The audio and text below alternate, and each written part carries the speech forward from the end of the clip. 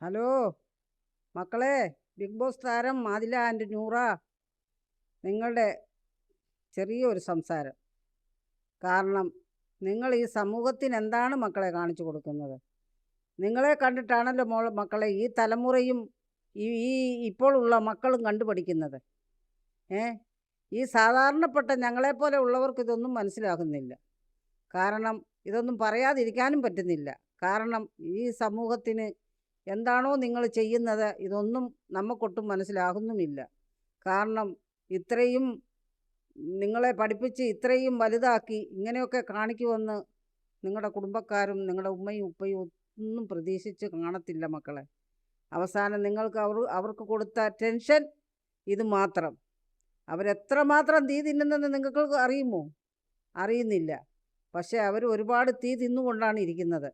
നിങ്ങളെ കാണുന്തോറും അവർക്ക് തീ തിന്നുകൊണ്ടാണ് ഇരിക്കുന്നത്. കാരണം ഈ സമൂഹത്തിന് കാരണം നിങ്ങൾ രണ്ട് സ്ത്രീകൾ, ഈ തലമുറയ്ക്ക് ഇതല്ലേ നിങ്ങൾ കാണിച്ചു കൊടുക്കുന്നത്? ഇതൊന്നും പറഞ്ഞാൽ മനസ്സിലാകുന്നില്ലല്ലോ. അതുകൊണ്ട് മക്കളെ, അവസാനം നിങ്ങളുടെ കുടുംബം മാത്രമേ കാണുകയുള്ളൂ, വേറെ ആരും കാണുകത്തില്ല.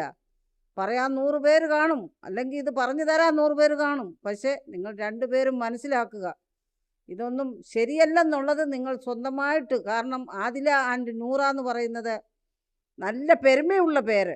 പക്ഷേ ഇങ്ങനെ ഒരിക്കലും നിങ്ങളുടെ കുടുംബം പോലും വിചാരിച്ച് കാണത്തില്ല ഇങ്ങനെയൊക്കെ വരും എന്ന്, ഒട്ടും പ്രതീക്ഷിച്ച് കാണത്തില്ല. അവസാനം നിങ്ങളുടെ കുടുംബം മാത്രം. നിർത്തുന്നു.